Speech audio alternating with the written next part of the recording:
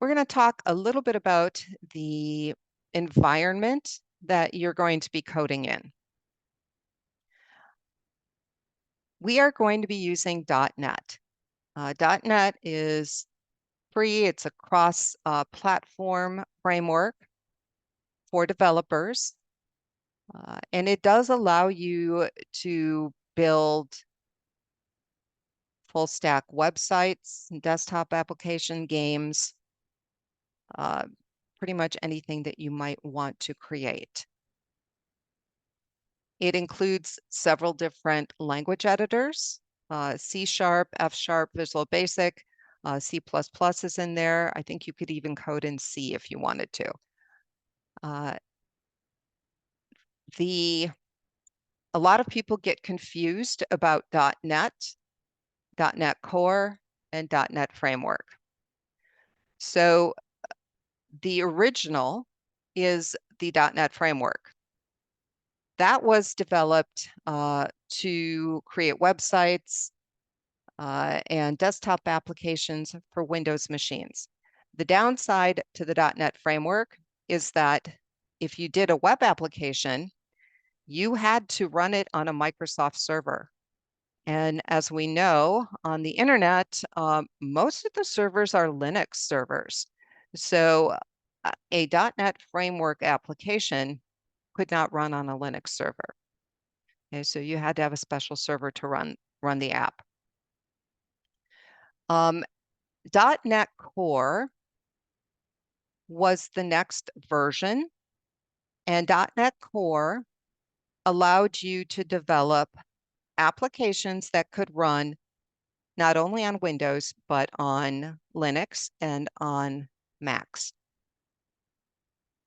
And they have several different versions of .NET Core, .NET Core 1, 2, and 3.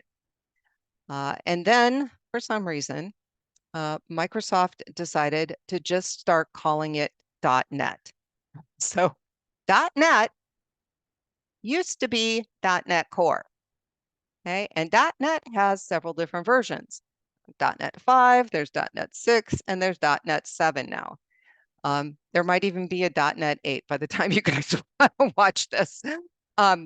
So what we're coding in is .NET 6, which has long-term support.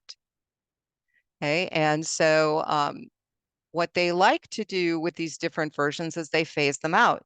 But if they say something has long-term support, it is going to be around for a while.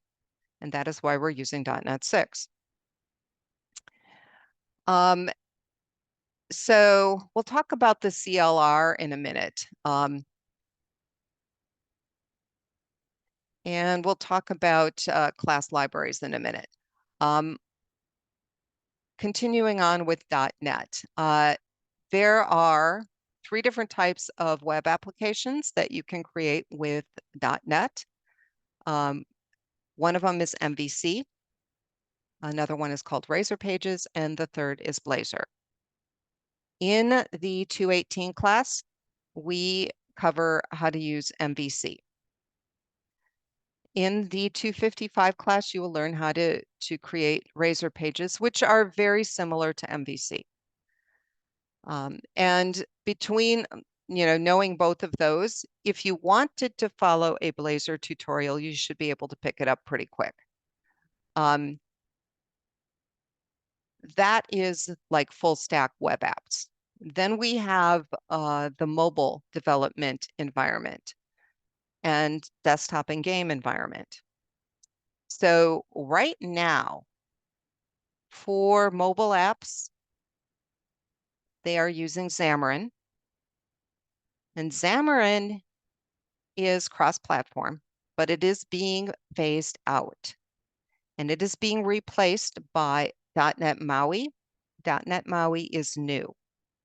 Okay, it's based on Xamarin, and it is for mobile app development that is cross-platform. So Android, iOS, all the different types of phones or tablets or what have you. The Windows presentation framework was used for Windows desktop applications and games. That was replaced by Universal Windows Platform, which is for Windows 10 or higher, and it's widely used for games. Microsoft intends for .NET MAUI to eventually replace not only WPF, but UWP. As of now, there is no date that they are going to phase UWP out. There is a date for phasing out Xamarin. So we know for certain that Xamarin is going to be replaced by .NET MAUI, because as of 2024, Microsoft's not going to support Xamarin. The same cannot be said of Universal Windows Platform. So what do you study? Well, in this class, we are going to be taking a look at Universal Windows Platform because there is an awful lot of game development being done in that platform. That's one reason. Another reason that we are going to take a look at it is that once you know Universal Windows Platform, it does make it easier to learn .NET MAUI. And after we learn UWP, we are going to take a look at .NET MAUI. Okay, so you'll be getting a little taste of both. And that brings me down to compilation and execution. So what actually happens when you run a build in your program? So you write your code. And we're doing our code in C#, but Visual Studio does support F# and Visual Basic. It also supports C++, and I believe you could also do a C program in Visual Studio. And then we run a build.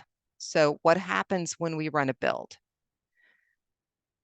It converts our code into a CIL file, a Common Intermediate Language file.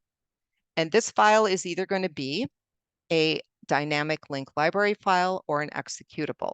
And that just depends on what kind of app you're creating. Okay, and it's just going to sit there in that format until we actually decide to run the program. When we run the program, the CLR takes over, and that is the Common Language Runtime. And what the CLR does is it uses its own little compiler called a just-in-time compiler that converts that intermediate language into machine language, okay? The binary language that the computer can actually execute and run. Okay, so that is what the CLR does. The CLR also handles exception handling, which you guys are familiar with. It handles thread management, and that deals with the CPU.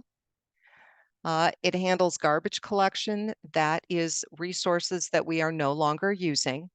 So it actually handles quite a few different things.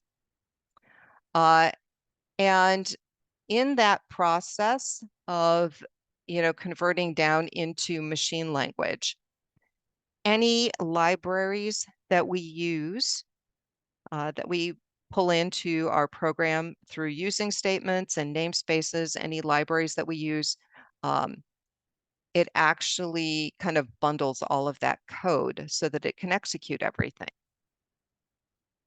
Okay, so that's kind of how the whole process works.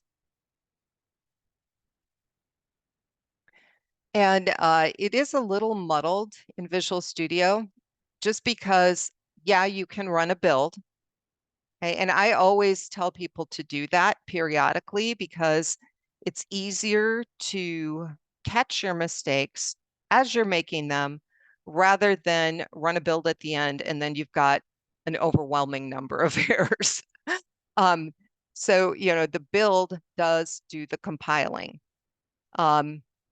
But if you have not run a build and you go to run the program, then it's going to go through all of these steps, right?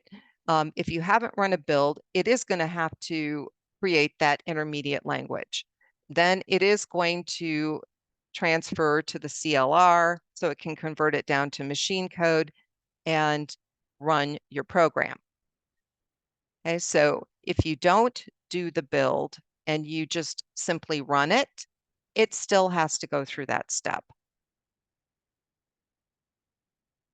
Okay, so hopefully this makes sense to you guys, and you can think about it a little bit when you're in Visual Studio and you are executing the build command or the run command.